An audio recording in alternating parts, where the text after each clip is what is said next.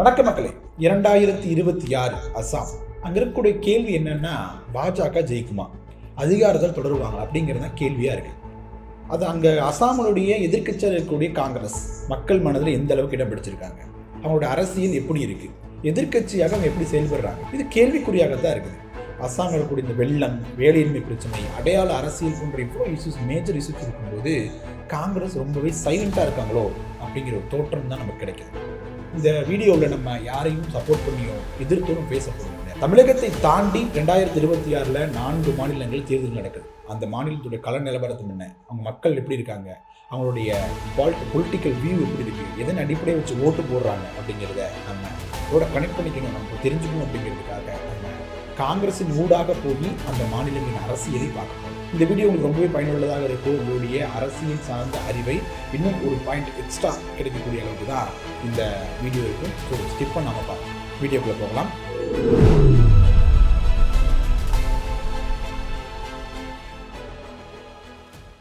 நான் உங்கள் மது, கோப்பாசையிலிருந்து தொடர்ந்து பேசுவோம். இதற்கு முன்னாடி காங்கிரஸ் 5 மாநில தேர்தல்கள் எப்படி அவரோட செயல்பாடு இருக்க போகுது அப்படிங்கிறது தொகுத்து ஒரே வீடியோவாக போட்டிருந்தோம். அது நம்மளோட நண்பர்கள் நிறைய பேர் தனித்தனியாக ஒவ்வொரு மாநிலத்திற்கும் போடுங்க, அது ரொம்ப பயனுள்ளதாக இருக்கும் அப்படின்னு கேட்டாங்க. அந்த அவங்களோட கேட்டதன் அடிப்படையில் தான் இப்போ என்ன பண்ணியிருக்கோம் அப்படின்னா, ஒவ்வொரு மாநிலத்திற்கும் தனித்தனியாக தமிழ்நாடு, கேரளா, அசாம், மேற்கு வங்கம், புதுச்சேரின்னு தனித்தனியாக வீடியோ கிரியேட் பண்ணி போட போகிறோம். ஸோ இந்த வீடியோக்குள்ள உங்களுக்கு தமிழ்நாட்டை சார்ந்து மற்ற மாநிலங்களில் நடக்கப்போகிற அரசியல் எப்படி இருக்க போகுது, தேர்தல் எப்படி இருக்க போகுது, காங்கிரஸோட வியூவில் நம்ம அந்த தேர்தலை நம்ம அணுக போகிறோம், பார்க்கலாம்.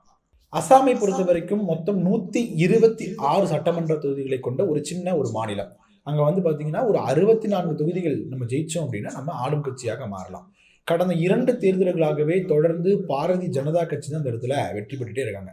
சட்டமன்ற தேர்தல்கள் அவங்க மிகவும் சிறப்பான முறையில் நடத்திட்டு இருக்காங்க. அவங்க இந்த ஐடியாலஜி சார்ந்ததை விட அங்கே செயல்பாட்டில் அதிக முக்கியத்துவம் கொடுத்துட்டு இருக்காங்க. இன்னொரு பக்கத்து காங்கிரஸை பார்த்தோம் அப்படின்னா, அவங்களுக்கு தேர்தல் அவங்களோட வாக்குகளுடைய எண்ணிக்கை குறைஞ்சிக்கிட்டே வருது. சீட்டுகளோட எண்ணிக்கை மிக கம்மியாகிட்டே போயிட்டே அப்படி கீழ் நோக்கி பயணிச்சுட்டு இருக்கிறாங்க. அசாம் தேர்தலை பொறுத்த வரைக்கும் எமோஷனல் பாலிடிக்ஸ் அப்படிங்கிறது தேர்தல் களத்தில் பேசுவதற்கு ரொம்ப நல்லா இருக்கும், மக்கள் உன்னிப்பாக கவனிப்பாங்க.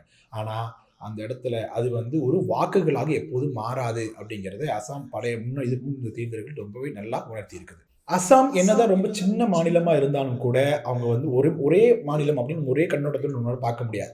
அதோட நிலப்பரப்பின் அடிப்படையிலேயே 3 நம்மளால் பிரிக்க முடியும். அப்பர் அசாம், லோயர் அசாம், இந்த பள்ளத்தாக்கு, பராக் பள்ளத்தாக்கு அப்படின்னு 3 பிரிக்க முடியும்.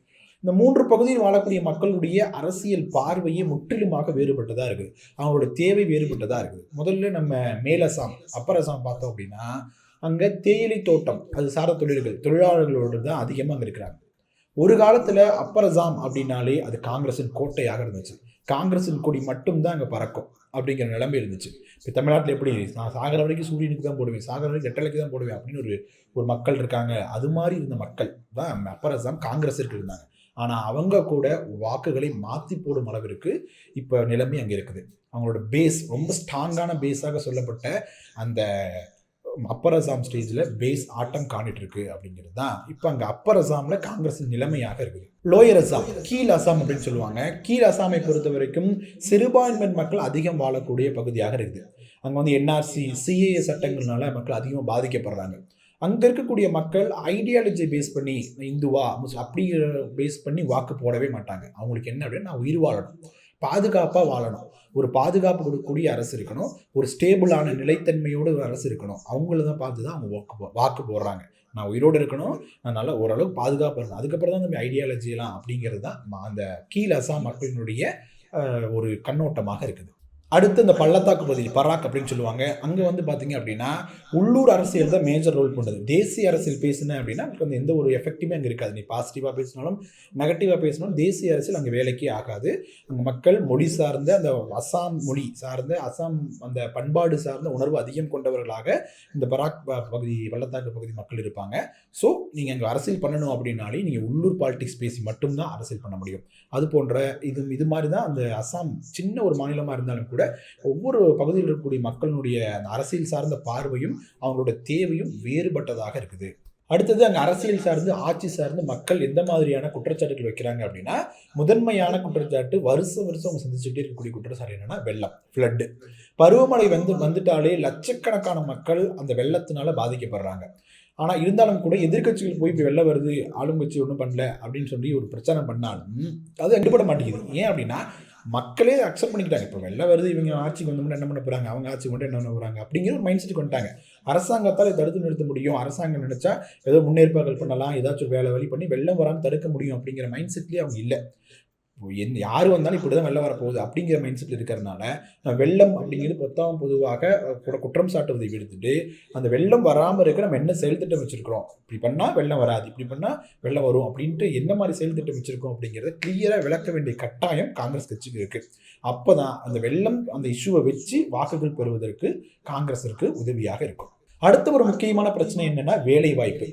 அங்கே 2 ஆப்ஷன் தான். ஒன்று நீ படித்து கவர்மெண்ட் வேலைக்கு போகணும், அப்படி இல்லைன்னா கூலித்துடியாக தினக்கூலியாக போகணும். நம்ம ஊர் மாதிரி அங்கே வந்து கார்பரேட் நிறுவனங்களோ எம்என்சிஸ் கம்பெனியோ போன்ற பெரிய பெரிய நிறுவனங்கள் போய் தனியார் வேலை செய்யணும் அப்படிங்கிற ஆப்ஷன்ஸே அவனுக்கு கிடையாது. அப்படி ஏதாவது பண்ணணும் அப்படின்னா அவங்க புலம்பெயர்ந்து வேறு ஒரு மாநிலத்துக்கு தான் போகணும். கூலித்தொழிலாக இருந்தாலும் அங்கே ரொம்ப குறைவான சம்பளம் அப்படிங்கிறதுனால நம்ம தென் மாநிலங்களை நோக்கி அவங்க இளைஞர்கள் வேலைக்காக வர வேண்டிய கட்டாய சூழ்நிலை இருக்குது. இவ்வளோ இருந்தும் கூட மக்கள் வீதியில் இறங்கி போராடுறாங்களா அப்படின்னா வேலை வாய்ப்புக்காக அப்படின்னா இல்லை அப்படின்னு தான் சொல்லணும்.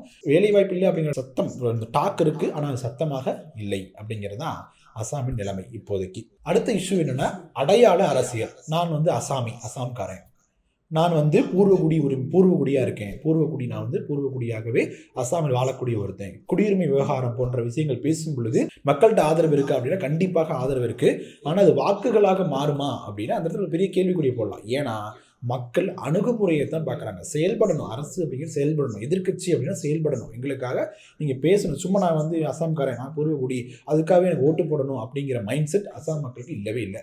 அவங்க எங்களுக்காக நிற்கணும், ஸ்டாண்ட் பண்ணணும். அணுகுமுறை, உங்களோட அணுகுமுறை எப்படி இருக்குது அப்படிங்கிறத வச்சு தான் அவங்க வாக்களிக்க போகிறாங்க. ஸோ இதுதான் வந்து அஸ்ஸாமில் இருக்கக்கூடிய மேஜரான இஷ்யூஸாக இருக்குது. நிறைய இஷ்யூக்கள் இருந்தாலுமே இதுதான் வந்து முக்கியமாக பார்க்கப்படக்கூடியதாக இருக்குது. அடுத்து காங்கிரஸ்குள்ளே வந்தோம் அப்படின்னா அவங்களோட கட்டமைப்பு அப்படிங்கிறது இந்தியா முழுவதுக்குமே அவங்களோட கட்டமைப்பு கொஞ்சம் கொஞ்சமாக வீக் ஆகிட்டே இருக்குது. அஸ்ஸாமை பொறுத்தவரைக்கும் அவங்க வந்து எதிர்க்கட்சியாக இருக்கிறாங்க. இருந்தாலும் கூட அனைத்து பூத்துகளுமே சேம் பவரோடு அவங்க இல்லை. ஒரு பூத்தில் ரொம்ப ஸ்ட்ராங்காக இருப்பாங்க, ஒரு பூத்தில் வந்து சுத்தமாகவே இருக்க மாட்டாங்க. அது மாதிரி ஒரு பூத் கமிட்டியை தான் அமைச்சிருக்காங்க காங்கிரஸ். தலைவர்கள் அந்த ரீஜனை பார்த்தோம், அப்பர் அஸ்ஸாம், லோயர் அஸ்ஸாம், இந்த பள்ளத்தாக்கு பகுதின்னு சொல்லிட்டு தனித்தனியாக இருந்தாலும் கூட தலைவர்கள் கண்ணுக்கே தெரிய மாட்டேங்கிறாங்க. தலைவர்களை உருவாக்குறது காங்கிரஸ் தவறிவிட்டதோ அப்படிங்கிற ஒரு கேள்வியும் இங்கே எழுது. இது எல்லாத்தையும் பூஸ்ட் பண்ணுறதுக்காக தான், ஒரு ஸ்டெப் முன்னாடி கொண்டு போகணும் அப்படிங்கிறதுக்காக தான் பிரியங்கா காந்தி அவர்களை வந்து வேட்பாளர் தேர்வுக்குழுவினுடைய தலைவராக அங்கே நியமிச்சிருக்காங்க. அவங்களுடைய கரிஷ்மா, அவங்களுடைய இந்த எனர்ஜி அங்கே இருக்கக்கூடிய அஸ்ஸாம் காங்கிரஸை வந்து இன்னும் ஒரு பூஸ்ட் பண்ணி அவங்க எலெக்ஷனை வந்து இன்னும் வேகமாக ஓடுவதற்கு ஒரு உதவும் அப்படின்னு காங்கிரஸ் ரொம்ப நம்புகிறாங்க. பார்ப்போம் அவங்களுடைய கரிஷ்மா எந்த அளவுக்கு அஸ்ஸாமில் ஒர்க் அவுட் ஆகுது, அவங்களோட மேஜிக் அங்கே ஒர்க் ஆகுது அப்படிங்கிறத நம்ம பொறுத்து இருந்து தான் பார்க்கணும். அப்படி இந்த பக்கம் ஆளும் கட்சியாக தொடர்ந்து 2 முறை இருக்கக்கூடிய பாஜக பக்கத்தில் வந்தோன்னா ஹிமாந்த் பிஸ்வா சர்மா அந்த இடத்துல வந்து முதலமைச்சராக இருக்கிறாரு. அவங்க வந்து மாநிலம் முழுவதுமே சிறப்பான கட்டமைப்பு வச்சுருக்காங்க, அது அப்படி ஒருங்கிணைக்கிறாங்க, ஈஸியாக அவங்க ஒருங்கிணைச்சிடுறாங்க. அவங்களுடைய அரசியல் செயல்பாடுகள் வந்து நலத்திட்டங்கள் நோக்கி தான் இருக்குது. இங்கே வந்து நம்ம தமிழகத்தில் ஐடியாலஜி பேசினாலும் கூட அஸ்ஸாமை பார்த்தீங்க அப்படின்னா நலத்திட்டங்கள், மக்கள் சார்ந்த பணிகள் நிறைய பண்ணுறாங்க. அது ஒரு சிஎம்மோட செயல்பாடு அப்படி இருக்குமோ என்னமோ தெரியல. அவங்க வந்து ஐடியாலஜியை பேஸ் பண்ணி அங்கே அரசியல் பண்ணுறாங்களா அப்படின்னா அந்த ஃபோர்ஸ் வந்து அங்கே இல்லை. அவங்க வந்து நலத்திட்டம் சார்ந்த மக்கள் நலன் சார்ந்த அரசியலுக்கு அதிக முக்கியத்துவம் கொடுக்குறாங்க. அதனால தான் என்ன தொடர்ந்து ஈஸியாகவே 2 டைம் ஜெயிச்சிருக்காங்க அப்படின்னு தான் சொல்லணும். அஸ்ஸாம் மக்கள் வாக்காளர்களுடைய மனநிலை எப்படி இருக்குது? அவங்க ஒரே கட்சிக்கு நான் என்ன பண்ணாலும் ஒரே கட்சிக்கு தான் ஓட்டு போடுவேன் அப்படிங்கிற இடத்துல இருக்காங்களா? இல்லவே இல்லை. செயல்பாடுகளை அடிப்படையை வச்சு தான் வாக்கு போடுறாங்க. ஆன்டி இன்கம்பன்சி இருக்கா அப்படின்னா கண்டிப்பாக இருக்க தான் செய்யும். 2 ஆண்டு தொடர்ந்து ஆன்டி இன்கம்பன்சி இருக்க தான் செய்யுது. ஆனால் அதை அறுவடை செய்யக்கூடிய இடத்துல காங்கிரஸ் இருக்குதா? அவங்களோட செயல்பாடு பாஜகவிற்கு மாற்றாக காங்கிரஸ் தன்னிலை முன்னிறுத்துவதன் விதமாக இருக்குதா அப்படின்னா அது மிகப்பெரிய கேள்விக்குறியாகத்தான் இருக்குது. அடுத்ததாக காங்கிரஸ் என்ன பண்ணால் அங்கே வந்து நல்ல ஃபைட் கொடுக்க முடியும் அப்படின்னா அவங்க வந்து தனித்தனியாக முன்னாடி பார்த்த மாதிரி அப்பர் அஸ்ஸாம், லோயர் அஸ்ஸாம், பராக் பள்ளத்தாக்கு போன்ற பகுதிகளுக்கு தனித்தனியான செயல் திட்டங்களை உருவாக்கணும். அஸ்ஸாம் அப்படிங்கிற முழு மாநிலத்திற்கான செயல் திட்டங்களை உருவாக்காமல் தனித்தனி பகுதிகளுக்கான செயல் திட்டங்களாக இருக்கணும். அடுத்து பார்த்தீங்கன்னா முக்கியமான குறிப்பிட்ட பிரச்சனைகளுக்கு அதிகமான முக்கியத்துவம் கொடுக்கணும். இப்போ வெள்ளமாக இருக்கட்டும், வேலையின்மை பிரச்சனையாக இருக்கட்டும், அடையாள அரசியல் போன்றதை டார்கெட் பண்ணி அதை மக்கள்கிட்ட இருக்கக்கூடிய மேஜர் ப்ராப்ளம் அதுதான், அதை அவங்க டார்கெட் பண்ணி அதற்காக செயல் திட்டங்களை அவங்க வகுக்கணும். இன்னொரு முக்கியமான இது என்னென்னா அஸ்ஸாமிற்கு காங்கிரஸின் முகமாக யாருமே இல்லை. அதனால தானே காங்கிரஸுக்கு பிரியங்கா காந்தி அவர்கள் அங்கே போயிருக்காங்க. ஸோ உள்ளூர் தலைவர்களுக்கு அதிக அதிகாரம் கொடுத்து அந்த அந்த கட்டமைப்பு பலத்தை ஏற்படுத்தணும். உட்கட்சி பூசலை அவங்க வந்து நிவர்த்தி பண்ணணும். இதெல்லாம் பண்ணாங்க அப்படின்னா அஸ்ஸாம் தேர்தல் அப்படிங்கிறது காங்கிரஸிற்கு பாசிட்டிவான தேர்தலாக அமைவதற்கான வாய்ப்புகள் நிறையாவே தெரியுது. ஓகே மக்களே, நம்ம வீடியோவோட இறுதி பகுதிக்கு வந்துட்டோம். 2026 அஸ்ஸாம் தேர்தல் காங்கிரஸ் கட்சி என்ன நினைப்பாங்க, ஜெயிக்கிறோமா இல்லையா? ஆனால் இது இல்லை கேள்வி. நம்பிக்கை தரும் மாற்று ஆட்சியை காங்கிரஸ் தரும் அப்படின்னு மக்கள் நம்புகிறாங்களா இல்லையா? இஷ்யூ இருக்குது, வாய்ப்புகள் இருக்குது. வாய்ப்புகள் எல்லாமே வெற்றியை தந்து விடாது. மக்களிடம் நம்பிக்கை சம்பாதிக்க வேண்டும். நம்பிக்கை சம்பாதிப்பதற்கு காங்கிரஸ் என்ன பண்ண போகிறாங்க, அவங்களோட செயல்பாடு எப்படி இருக்க போகுது அப்படிங்கிறத பொறுத்து தான் 2026 அஸ்ஸாம் சட்டமன்ற தேர்தல் காங்கிரஸிற்கு அமையும். நீங்கள் என்ன நினைக்கிறீங்க நண்பர்களே? காங்கிரஸ் வந்து அஸ்ஸாமில் ஜெயிச்சிருவாங்களா, இல்லை பாஜக ஆட்சி தொடருமா? உங்களோட கருத்துக்களை கமெண்ட் செக்ஷனில் சொல்லுங்கள். வீடியோ பிடிச்சிருந்தால் லைக் பண்ணுங்கள், ஷேர் பண்ணுங்கள். கோபாசி யூடியூப் சேனலில் சப்ஸ்கிரைப் பண்ணிக்கோங்க. பெல் ஐக்கானை கிளிக் பண்ணுங்கள். நன்றி.